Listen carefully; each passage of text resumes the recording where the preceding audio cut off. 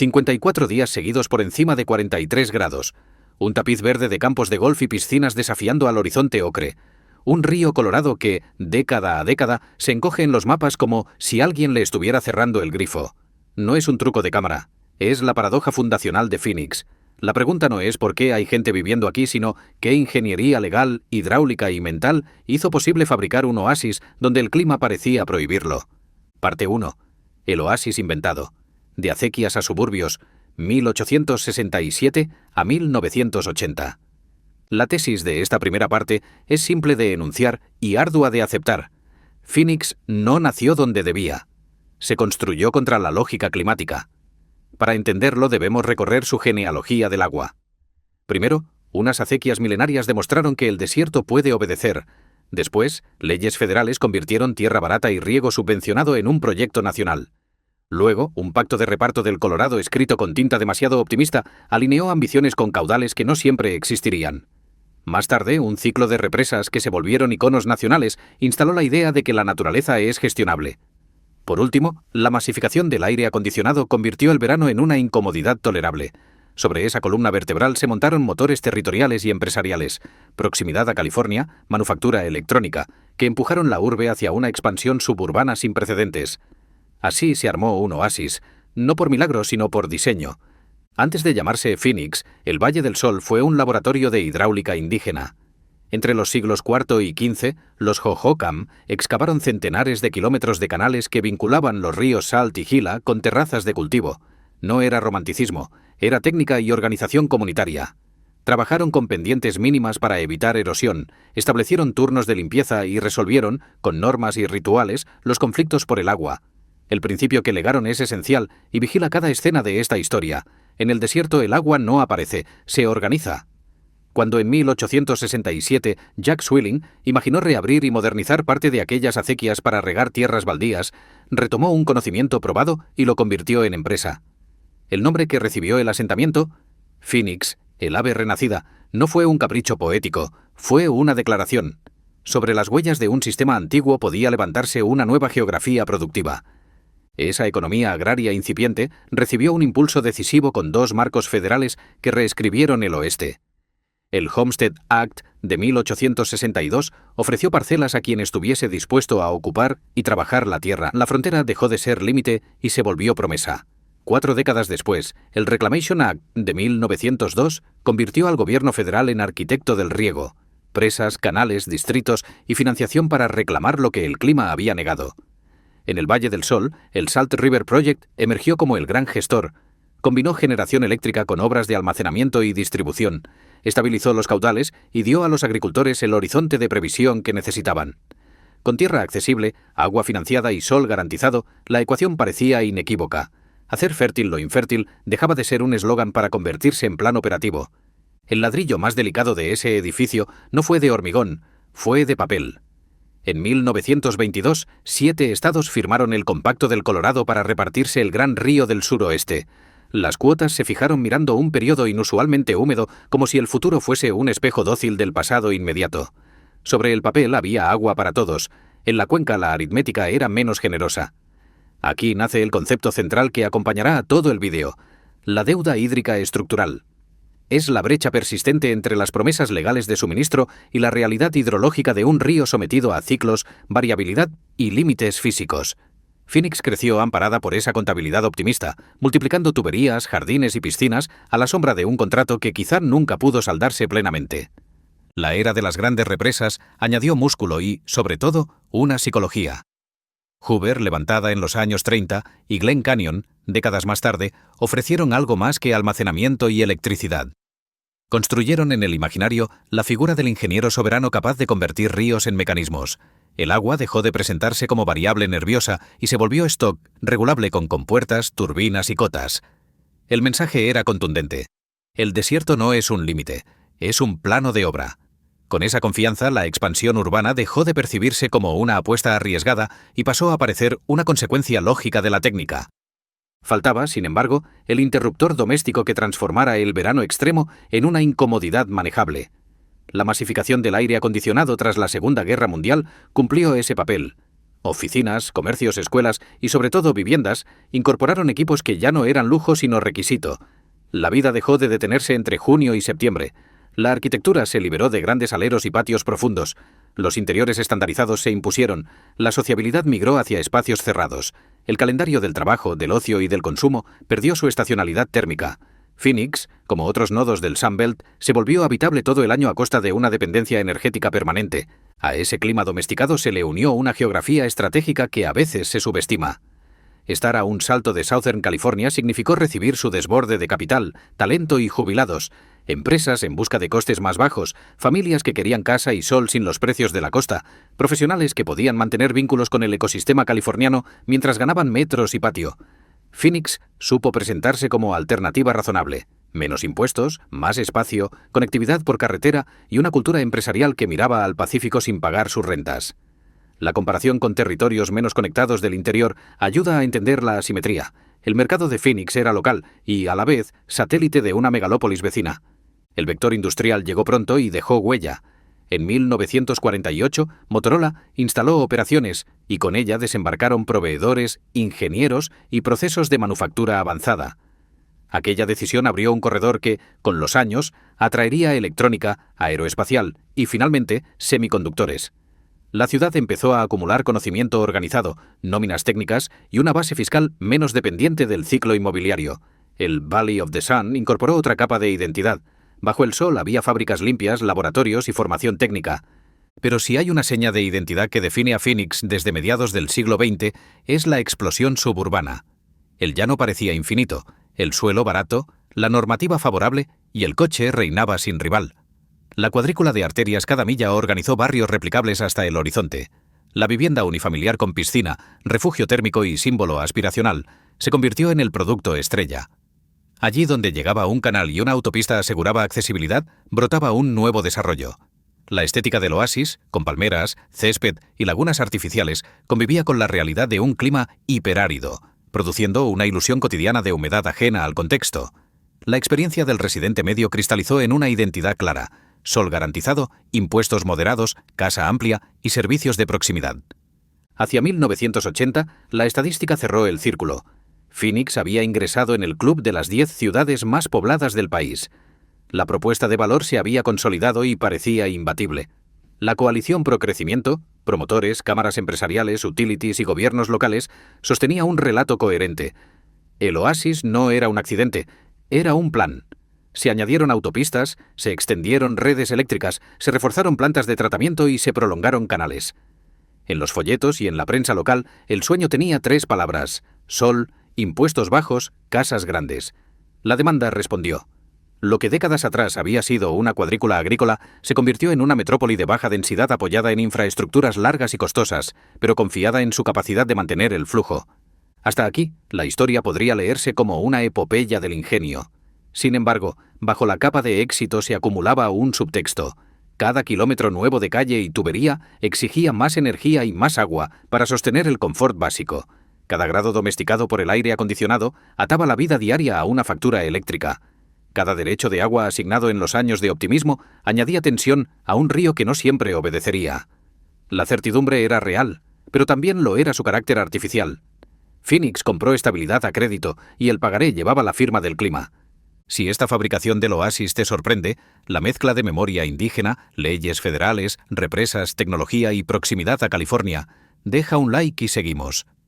Porque la letra pequeña de aquel contrato empezará a revelarse a partir de 1980, cuando la ciudad entre en la era de la eficiencia hídrica, el recuento fino de prioridades y un calor extremo que convertirá la habitabilidad en el nuevo campo de batalla. Lo que hasta aquí fue relato de expansión se volverá contabilidad de límites. ¿Qué agua corre de verdad? ¿Quién tiene prioridad cuando falta? ¿Y cuánto cuesta seguir encendiendo el aire acondicionado para que el sueño no se derrita? Este es el punto de inflexión con el que cerramos la primera parte. Phoenix demostró que se puede construir una gran metrópoli sobre canales antiguos reimaginados, leyes que incentivan la ocupación de lo árido, represas que moldean ríos y máquinas que enfrían el aire. Pero también nos deja una pregunta que acompañará a la siguiente etapa. ¿Cuánto de ese éxito descansa en supuestos que la hidrología y el calentamiento global ya no están dispuestos a sostener? La respuesta exigirá mirar de frente la factura del calor y del agua. Ahí es donde la épica cede el paso a la aritmética. Parte 2. La factura del calor y del agua. Eficiencia y límites. 1980 a 2024. La segunda mitad del siglo XX cerró en Phoenix con una certeza que parecía inamovible. El oasis funcionaba. La ciudad había demostrado que con canales, presas, tarifas razonables y máquinas de frío se podía vivir, producir y crecer en un clima hiperárido. Pero 1980 marca un viraje silencioso que reordena las prioridades y con ellas el relato. Ese año se consagró una regla que alteró para siempre la forma de urbanizar el desierto. Ninguna gran promoción podía levantarse sin demostrar, por adelantado, que disponía de agua asegurada para un siglo. La regla de los 100 años no era una metáfora. Era un cortafuegos jurídico contra la tentación de prometer hoy y averiguar mañana. A su alrededor nacieron áreas de gestión, planes de ahorro, limitaciones al césped ornamental y estructuras tarifarias que castigaban el consumo en los meses más calurosos. Desde ese momento, cada nueva piscina, cada cul-de-sac, cada polígono logístico tendría que medirse con un cronómetro hídrico. 100 años o no hay licencia. Ese giro regulatorio dio paso a una paradoja estadística que desconcierta al recién llegado. Si se observan las curvas largas, el consumo total de agua de la metrópoli se estabiliza o incluso decrece, mientras la población y el producto regional se disparan. ¿Cómo puede ser? Porque la ciudad, forzada por la norma y por la realidad, empezó a exprimir la eficiencia allí donde más duele. Exteriores y fugas. Las campañas contra el césped ornamental ganaron terreno, los aspersores dieron paso a goteos, las juntas de agua sellaron pérdidas invisibles, las tarifas por bloques crecientes introdujeron un freno psicológico. Las promociones nuevas tuvieron que diseñarse con superficies permeables, especies xerófitas y riegos inteligentes. Ese conjunto de ajustes permitió que una urbe que no dejaba de sumar habitantes y metros cuadrados rompiera por primera vez en décadas el vínculo directo entre más gente y más agua. El oasis seguía, pero había dejado de inflarse por la vía fácil. Sin embargo, los promedios esconden la anatomía real del problema. Si se descompone el uso, aparecen tres actores con pesos muy distintos. El consumo municipal, hogares, parques, comercios, ronda poco más de una quinta parte. La industria, pese a su reputación de gran bebedora, representa un segmento menor. Y la agricultura, aunque ya no domina el paisaje como en 1950, sigue llevándose la parte del león. Es un dato incómodo para cualquier ciudad que tiende a mirarse el ombligo. Puedes cambiar miles de jardines y prohibir el césped nuevo, pero el volumen que define la ecuación se juega en los distritos de riego, en el cultivo que demanda turnos eternos, en la alfalfa que bebe el desierto para alimentar ganado muy lejos de aquí. El elefante en la habitación no riega su jardín, riega hectáreas. A la vez, la hidrología regional cambió de humor. Las nieves de las rocosas, que durante un siglo habían hecho de gran batería estacional, comenzaron a fallar más a menudo. Unas temporadas por temperaturas más altas, otras por tormentas que ya no cargaban como antes, y otras por suelos sedientos que bebían antes de que el agua pudiera convertirse en escorrentía aprovechable. El resultado fue un caudal menguante en los tributarios y un Colorado con menos músculo. A la gran escala, los embalses que habían simbolizado la victoria sobre el azar, Lake Smith y Powell, empezaron a dibujar paisajes de márgenes blancos, escalones de piedra donde antes solo había lámina azul. Esa línea de bañera que baja año tras año se volvió la gráfica incómoda del suroeste. El stock, que alimentaba las certezas, entraba en zona de negociación. En ese tablero, la prioridad del agua no se otorga por compasión demográfica, sino por antigüedad jurídica. El principio que manda es seco, literal. Primero en tiempo, primero en derecho. Un rancho con concesión veterana puede tener prioridad sobre un barrio nuevo con miles de familias. Una acequia que riega desde principios del siglo XX puede imponerse a una industria llegada ayer con cientos de empleos, y un distrito que consolidó su asignación en época de vacas gordas puede aguantar mejor los recortes que una ciudad que creció confiada en promesas recientes. El resultado es una tensión estructural. Los recortes no se reparten según dónde vive más gente, sino según quién registró primero su derecho. La justicia del texto choca con la percepción urbana de merecimiento. En las reuniones públicas se repiten las preguntas incómodas. ¿Es razonable que un campo centenario tenga más agua que una clínica nueva? ¿Debe una plantación de forraje exportable resistir mejor que un barrio denso que apenas riega exteriores? Mientras esa conversación maduraba, el termómetro enseñó su propia factura. Entre 2020 y 2023, Phoenix encadenó temporadas de calor que no admiten eufemismos, noches que no refrescan, amaneceres ya por encima de 30 grados, tardes en que el asfalto suelta un aliento caliente que parece un segundo sol. La isla de calor urbana dejó de ser un concepto académico para convertirse en experiencia sensorial. Barrios con arbolado escaso disparan su temperatura varios grados por encima de los sectores bien sombreados. La salud pública se convirtió en el primer frente de la habitabilidad. golpes de calor, fallos de equipos de aire en viviendas vulnerables, servicios de emergencia saturados. La ciudad, que había domesticado el clima hacia adentro, tuvo que aceptar que no puede refrigerar el exterior con compresores.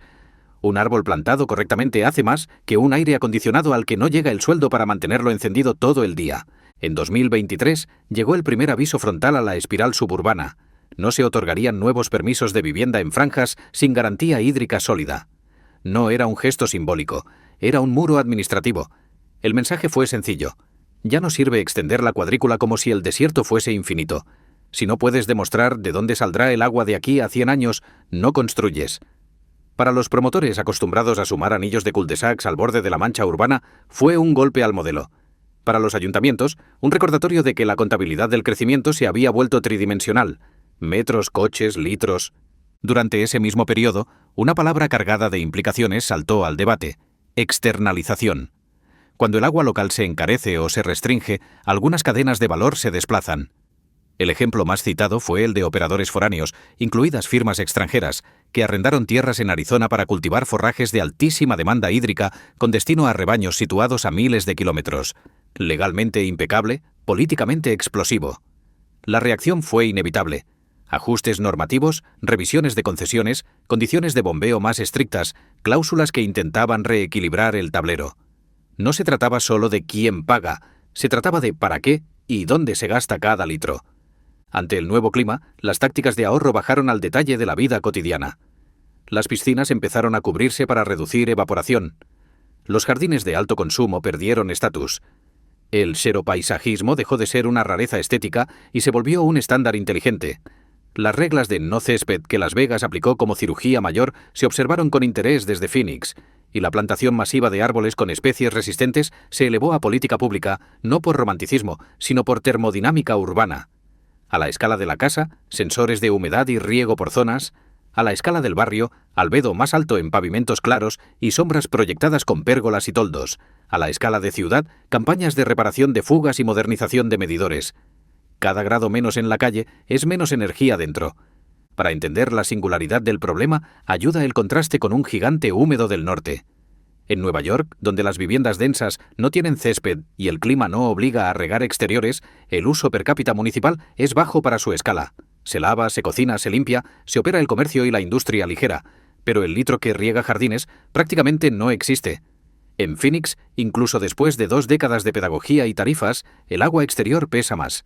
Se riega el árbol que da sombra, la franja de tierra que evita el polvo, el pequeño jardín que sostiene una idea de hogar. Esa diferencia cultural y climática explica por qué copiar políticas exitosas del noreste sin traducción local suele fracasar. El problema no es el grifo de la cocina, es el sol sobre el suelo. La otra herramienta útil es mirar con honestidad el desfase entre lo que se prometió en 1922 y lo que realmente corre por los cauces hoy.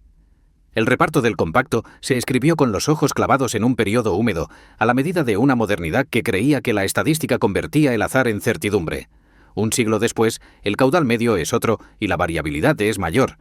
El término deuda de caudal describe esa brecha, asignaciones totales superiores a la tarta real.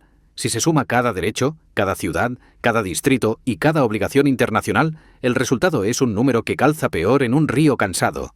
La consecuencia práctica son las escaseces declaradas por etapas, los recortes escalonados, las mesas de negociación donde nadie quiere soltar volumen y todos aseguran haber hecho su parte. En ese punto aparece la pregunta que conviene verbalizar sin rodeos.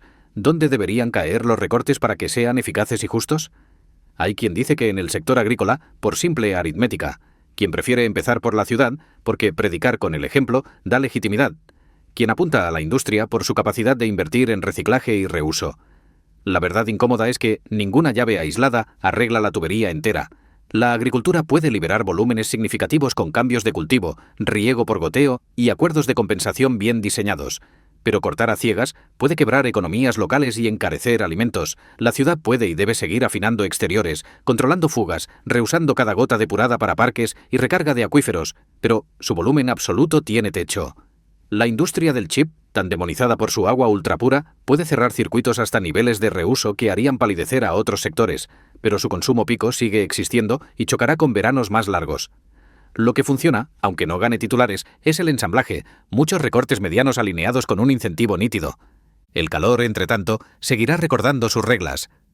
Una ciudad de baja densidad tiene más superficie de pavimento por habitante, más kilómetros de tubería, más aire para refrigerar por metro útil. La factura térmica se paga con kilovatios, y los kilovatios, en verano, no admiten retrasos. Por eso, la segunda gran línea de defensa no es un electrodoméstico nuevo, sino un urbanismo frío. Sombras continuas en calles que inviten a caminar sin quemarse, materiales de alto albedo que devuelvan radiación en lugar de absorberla, corredores verdes que funcionen como radiadores naturales desde el amanecer, y barrios en los que el árbol no sea un adorno, sino una infraestructura. Ese diseño no solo baja temperaturas, también reduce la presión sobre la red eléctrica, mejora la calidad del aire y, paradójicamente, ahorra agua al evitar riegos inútiles en superficies decorativas que nada aportan a la habitabilidad. Mirando atrás, 1980 a 2024 no es la historia de una debacle, sino de una madurez forzada. Phoenix aprendió a producir más con menos, a ahorrar en los márgenes, a poner precio real a lo que antes parecía infinito, a pensar en 100 años y no en el ciclo electoral. Pero también chocó con sus límites, derechos antiguos que pesan más que las necesidades de hoy, embalses que no se llenan al ritmo que exige la memoria del crecimiento, veranos que muerden horas de madrugada y un modelo suburbano que ya no se extiende por decreto.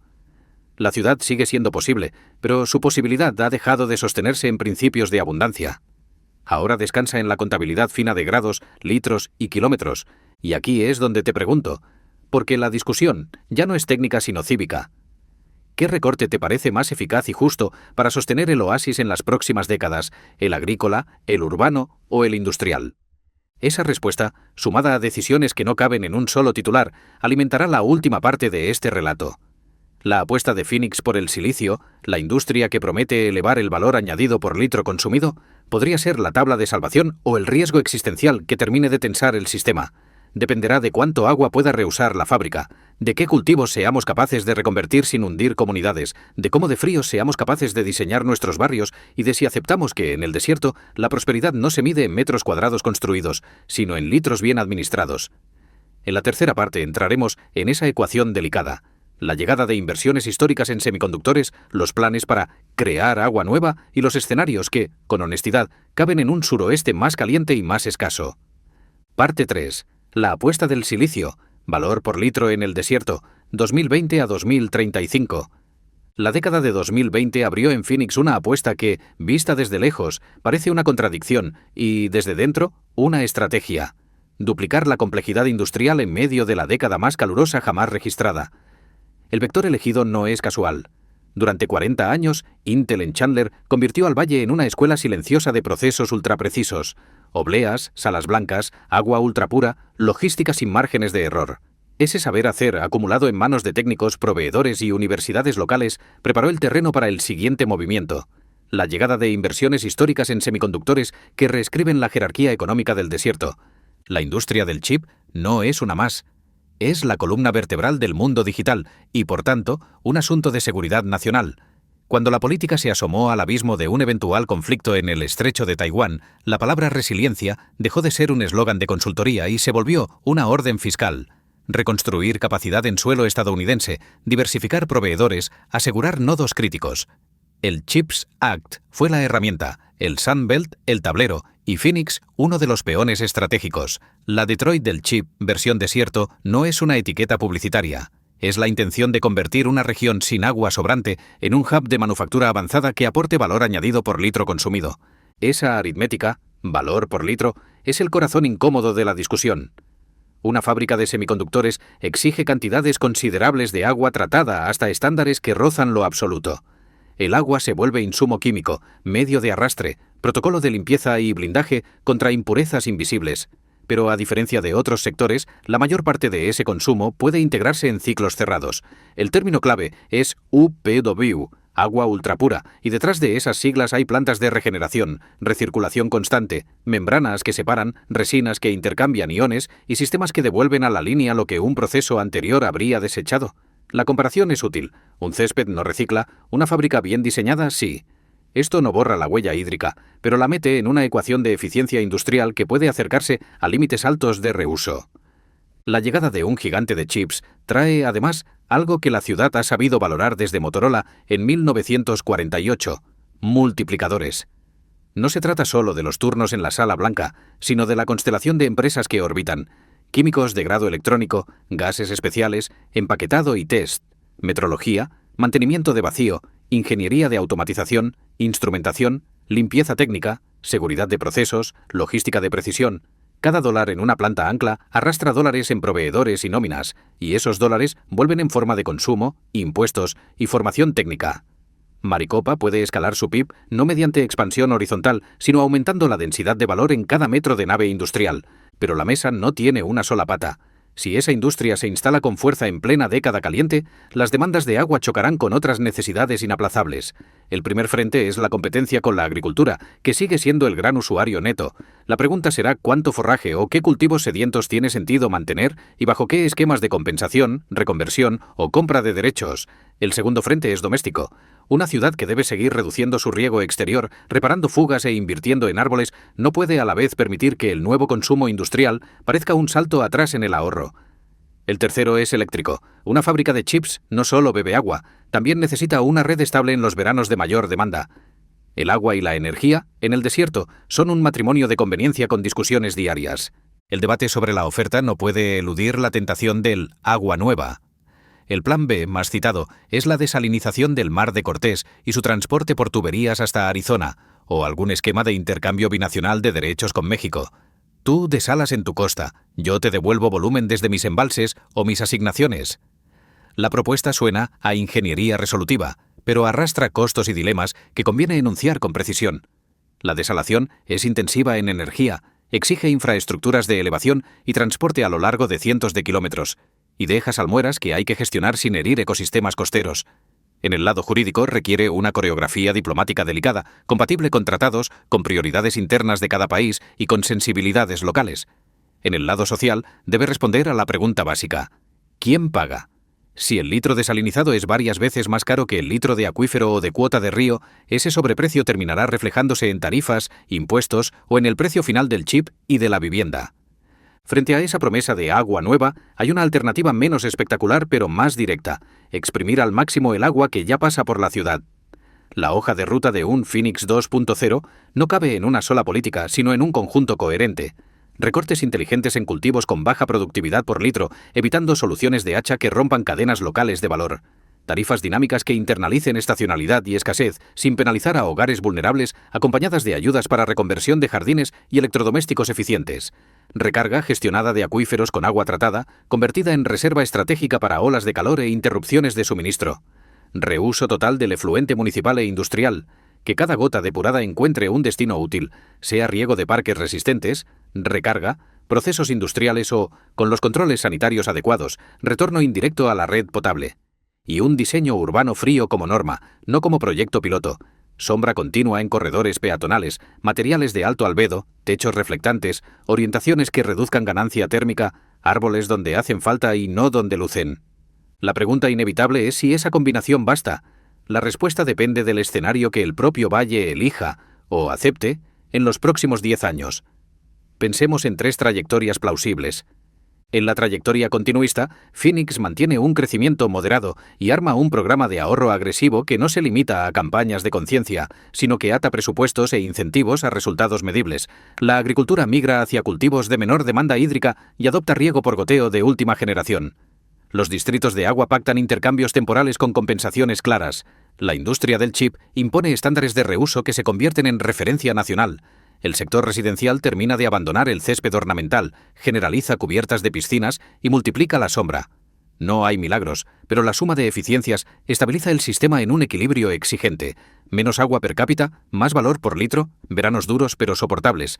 En la trayectoria tecnológica y cara, la región decide que su prioridad es blindar el clúster de semiconductores a toda costa. Se construyen conducciones largas, se firman acuerdos binacionales complejos, se contrata energía limpia a gran escala para alimentar desaladoras y se financian plantas de reuso de última generación. La industria florece y eleva salarios medios, pero el coste marginal del agua sube y, con él, la presión sobre la vivienda.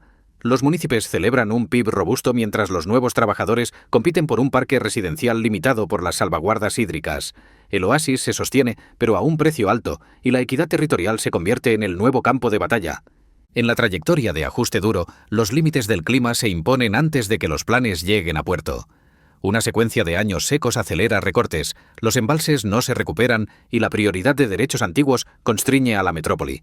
Las autoridades ponen topes explícitos al crecimiento en los bordes de la mancha urbana. Las reconversiones agrícolas avanzan con conflictos y una parte de la población más vulnerable se desplaza dentro del propio valle buscando barrios menos calurosos o ciudades cercanas con tarifas más bajas. La industria del chip permanece, pero no escala al ritmo deseado. Las inversiones se redirigen hacia lugares con agua más segura. La conversación pública deja de girar en torno a cómo crecer y adopta el léxico del cómo sostener lo esencial. Elegir no es sencillo, entre otras cosas, porque la decisión no reside en un solo despacho. El equilibrio final será el resultado de miles de contratos, docenas de normas, mesas técnicas, decisiones empresariales y preferencias de los hogares. Aún así, hay principios que pueden guiar la brújula. Primero, transparencia hidrológica. Publicar, en lenguaje común, los balances de entrada y salida por sector, los costos marginales por fuente y las pérdidas evitables. Segundo, priorización por productividad social del litro. Hospitales y escuelas antes que céspedes, sombra estratégica antes que lagunas decorativas, procesos industriales con reuso riguroso antes que usos que no admiten ciclo. Tercero, protección activa de los vulnerables, tarifas escalonadas con umbrales vitales, refuerzos de emergencia para equipos de climatización en olas de calor, redes de refugios térmicos y planes de barrio que sitúen árboles y sombras donde más salud compran por metro. Cuarto, coherencia fiscal. Quien más presión genera sobre el sistema hídrico debe contribuir proporcionalmente a financiar su resiliencia. La llegada de grandes fábricas no exonera a Phoenix de su pasado, lo hace más legible. La deuda hídrica estructural, heredada del siglo XX, no desaparece porque una sala limpia recicle. Se gestiona mejor o peor. El calor extremo no cede porque una nómina industrial sea alta. Exige calles frías y árboles robustos. El suelo barato ya no es un comodín. Cada kilómetro nuevo de tubería se piensa con un horizonte de 100 años y con una variable que ya no se puede patear hacia adelante. En ese sentido, la apuesta del silicio es una prueba de adultez. Si el valle logra producir más valor con menos litros y menos grados, habrá demostrado que un oasis puede ser sostenible. Si, por el contrario, la industria añade tensión a un sistema que ya gatea, el resultado será un monumento a la arrogancia. Conviene cerrar sin autoengaños. Phoenix no está sola en este dilema. Todo el Sun Belt recalcula su ecuación con menos agua y más calor. Pero Phoenix tiene a su favor dos ventajas raras: un músculo institucional acostumbrado a medir y gestionar agua con rigor y una cultura técnica que entiende que cada proceso es mejorable. Si esas dos virtudes se alinean con una ciudadanía dispuesta a renunciar a lo superfluo y a exigir transparencia, el valle puede aspirar a un equilibrio exigente pero vivible. Si no, el desierto recordará, con la indiferencia de los siglos, que la física no negocia. ¿Oasis sostenible o monumento a la arrogancia? Lo decidirán los litros, no los eslóganes. Si te interesa seguir esa contabilidad sin maquillaje, suscríbete y acompáñanos en los próximos capítulos. Los próximos capítulos.